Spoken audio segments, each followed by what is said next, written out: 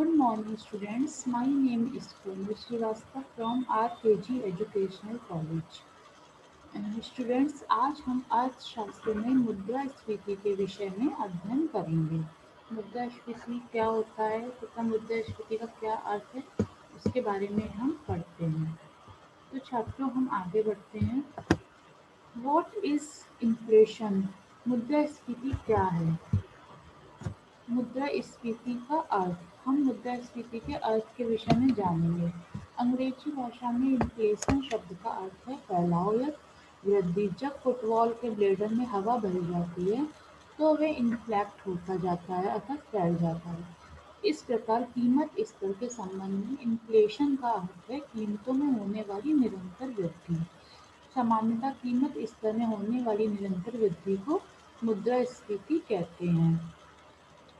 मुद्रास्फीति या महंगाई किसी अर्थव्यवस्था में समय के साथ विभिन्न माल और सेवाओं की कीमतों या मूल्यों में होने वाली समानांतर बढ़ोतरी को कहा जाता है। जब किसी वस्तु है उसका मूल्य अगर बढ़ता ही जा रहा है, जैसे कभी प्याज हो गया या कभी कुछ पेट्रोल हो जाता है, उसका मूल्य बढ़ता ही जाता है। तो जब सामान्य मूल्य बढ़ते हैं तो मुद्रा की हर इकाई की क्रय शक्ति जैसे परचेजिंग पावर में कमी होती है, अर्थात पैसे की किसी मात्रा में पहले से जितनी माल या सेवाओं की मात्रा आती है उसमें कमी हो जाती है। मुद्रास्फीति के ऊंचे दर या अतिस्फीति की स्थिति जनता के लिए बहुत हानिकारक हो सकती है और निर्धनता फैलाने का काम करती है। अर्थशास्त्री मानते हैं कि बुरी अवस्थाएं मुद्रा आपूर्ति मुद्रा सप्लाई के अतिशय से उत्पन्न होती हैं, यानी अर्थव्यवस्था की तुलना में आवश्यकता से अधिक पैसा छापने में के जन्म लेती हैं। मुद्रास्फीति का विपरीत अपस्फीति होता है, यानी वह स्थिति जिसमें समस्या के साथ साथ माल और सेवाओं की कीमतें गिरती हैं, तो उसे मुद्रास्फीति कहते हैं। मुद्रास्फीति और मुद्रा आपूर्ति के वृद्धि दर में सीधा संबंध होता है।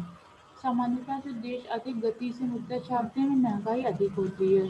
जो जितनी तेजी से मुद्रा छापते हैं वहाँ उतनी तेजी से महंगाई की गति पकड़ती है। सन 1914 के कुछ आंकड़े भी हैं जो मुद्रास्फीति के आंकड़े को दर्शाते हैं। अब आता है मुद्रास्फीति का अर्थ के विषय में। हमने जाना मूल्यों का कंटिन्यू बढ़ना मुद्रास्फीति कहलाता है। मुद्रास्फीति की परिभाषा प्रोफेसर पीटरसन के अनुसार विस्तृत अर्थ में मुद्रास्फीति से अभिप्राय सामान्य कीमत स्तर में होने वाली स्थायी और निरंतर वृद्धि से है। जब कीमत स्तर में निरंतर वृद्धि होती रहती है तो वो मुद्रास्फीति का रूप ले लेती है। सैमुअलसन के शब्दों में मुद्रास्फीति से हमारा अभिप्राय उस समय से है जिसमें कीमतें बढ़ गई होती हैं। शेपरो के अकॉर्डिंग भी इनकी एक परिभाषा दी गई है। कीमत स्तर में होने वाली निरंतर और अत्यधिक वृद्धि। जब कीमत स्तर बहुत ऊंची मूल्य पर पहुंच जाता है और उसमें वृद्धि बहुत ज़्यादा होती है तो मुद्रास्फीति जन्म लेती है। पीगू के शब्दों में मुद्रास्फीति तब उत्पन्न होती है जब मौद्रिक आय उत्पादन के अनुपात में अधिक बढ़ गई हो। मुद्रास्फीति मुद्रा या जमा मुद्रा की अधिकता को कहते हैं। तो इस प्रकार हम समझ सकते हैं कि मुद्रास्फीति का अर्थ है मतलब कीमत स्तर में होने वाली स्थायी और निरंतर वृद्धि, उसी को हम मुद्रास्फीति कह सकते हैं। इन्फ्लेशन, मुद्रास्फीति को हम इंग्लिश में इन्फ्लेशन कहते हैं। मुद्रास्फीति के कुछ कारण होते हैं, जैसे कि जनसंख्या में वृद्धि, ये भी मुद्रास्फीति पर असर डालता है। काला धन, आय में वृद्धि, अत्यधिक सरकारी व्यय, ये सभी जो है मुद्रास्फीति पे असर डालते हैं। जैसे बढ़ता सरकारी व्यय जो कि विगत कई सालों से बढ़ रहा है, जिससे सामान्य जनता के हाथों में अधिक धन आ जाता है और उनकी खरीद क्षमता को बढ़ाता है। ये मुख्य रूप से गैर योजना व्यय है जो कि अनुपातिक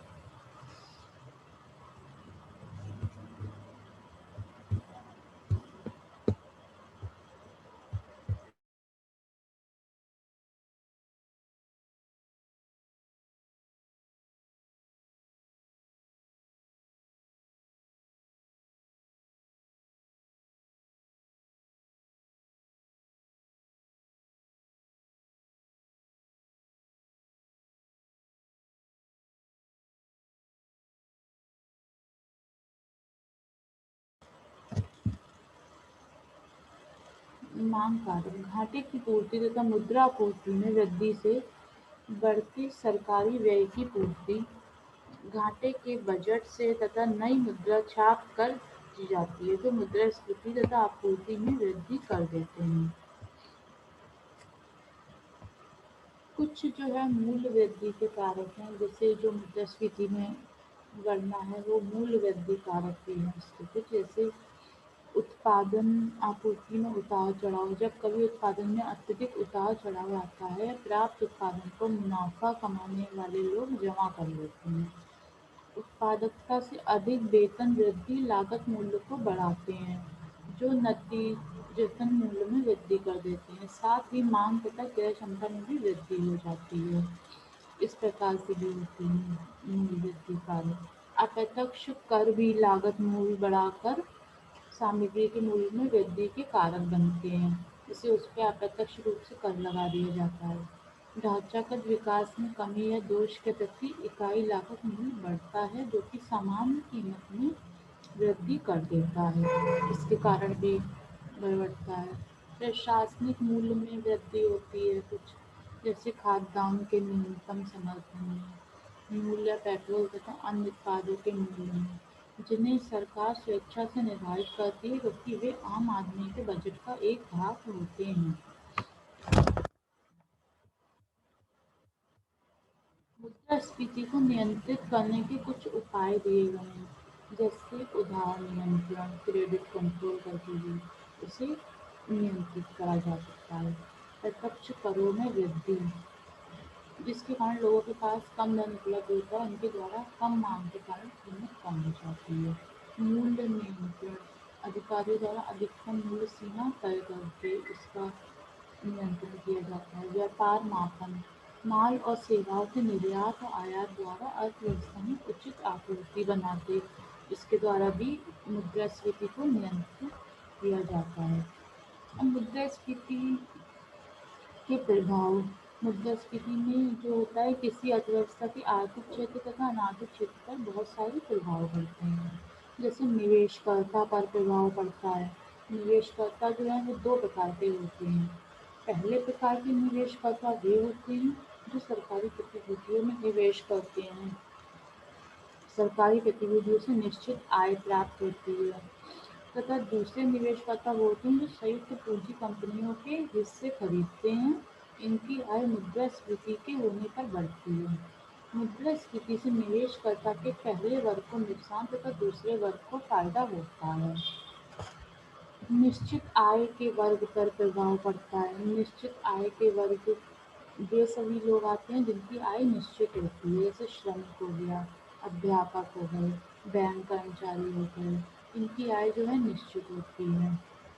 मुद्रास्फीति के कारण वस्तुओं तथा सेवाओं की कीमतें बढ़ती हैं, जिसका प्रभाव निश्चित आय वर्ग पर पड़ता है। इस प्रकार मुद्रास्फीति का निश्चित आय वर्ग नुकसान उठाते हैं। कृषकों पर, जो कृषि करते हैं उनके ऊपर भी इसका प्रभाव पड़ता है।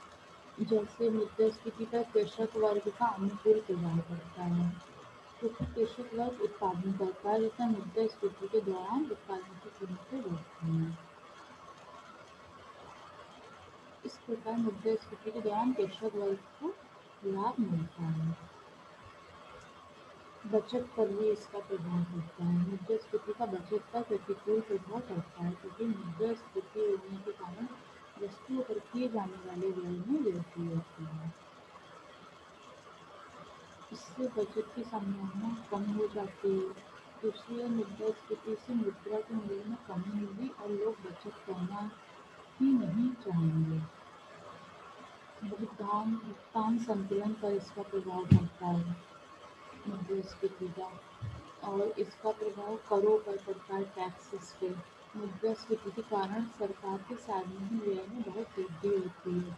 सरकार अपने व्यय की पूर्ति के कारण नए नए कर लगाती है तथा पुराने करों में वृद्धि करती है। इस प्रकार मुद्रास्फीति के कारण करों के भार में वृद्धि होती है। नैतिक प्रभाव, मुद्रास्फीति के कारण व्यापारी वर्ग लालच में अंधा हो जाता है और जमाखोरी, मुनाफाखोरी तथा मिलावट आदि का प्रयोग उत्पादन को बेचने में करते हैं। सरकारी कर्मचारी भ्रष्टाचार में लिप्त हो जाते हैं तो व्यक्तियों के नैतिक मूल्य का पतन हो जाता है। इस प्रकार से मुद्रास्फीति का प्रभाव अलग-अलग लोगों उत्पादकों पर इसका प्रभाव पड़ता है।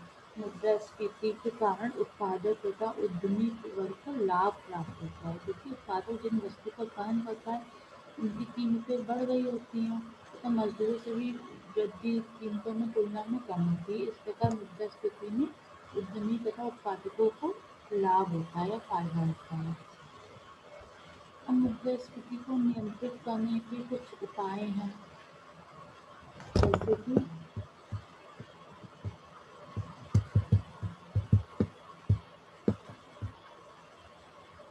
उधार नियंत्रण हो गया, प्रत्यक्ष करों में वृद्धि, मुद्रा की मात्रा पर नियंत्रण, साख नियंत्रण, बढ़ती हुई कीमतों पर काबू पाने के लिए केंद्रीय बैंक साख को नियंत्रित करती है। तो साख को नियंत्रित करने के लिए केंद्रीय बैंक परिमाणात्मक तथा गुणात्मक दोनों प्रकार के उपायों को प्रयोग में लाती है।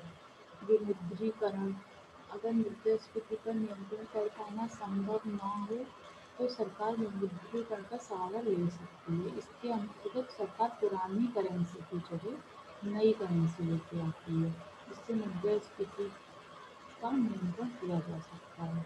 कुछ राजकोषीय नियंत्रण भी होते हैं, जैसे सार्वजनिक व्यय में कमी होती है, सार्वजनिक ऋणों में वृद्धि करके उसको नियंत्रण किया जा सकता है।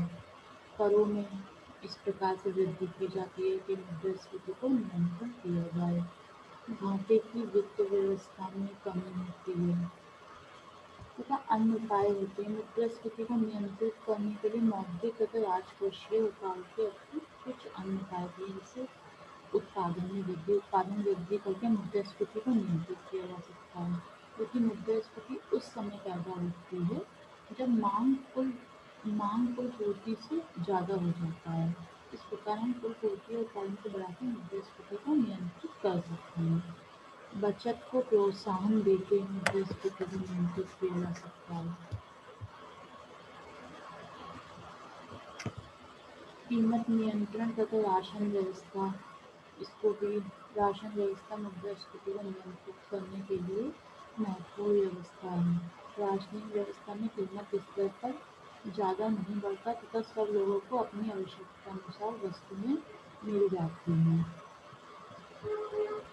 इस प्रकार छात्रों हमने आज मुद्रास्फीति के विषय में मुद्रास्फीति का क्या अर्थ है, मुद्रास्फीति की क्या परिभाषा है तथा मुद्रास्फीति के बढ़ने के कारण जनसंख्या वृद्धि, काला धन, आय में वृद्धि, अत्यधिक सरकारी व्यय, ये सभी कारण हैं तथा मुद्रास्फीति को नियंत्रित कैसे किया जा सकता है, इसके बारे में हमने अध्ययन किया है।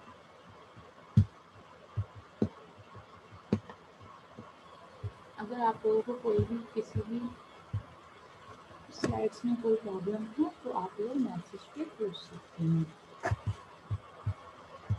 तो यहीं पे हमारा मुद्रास्फीति का टॉपिक जो है वो फिनिश होता है। Thank you class.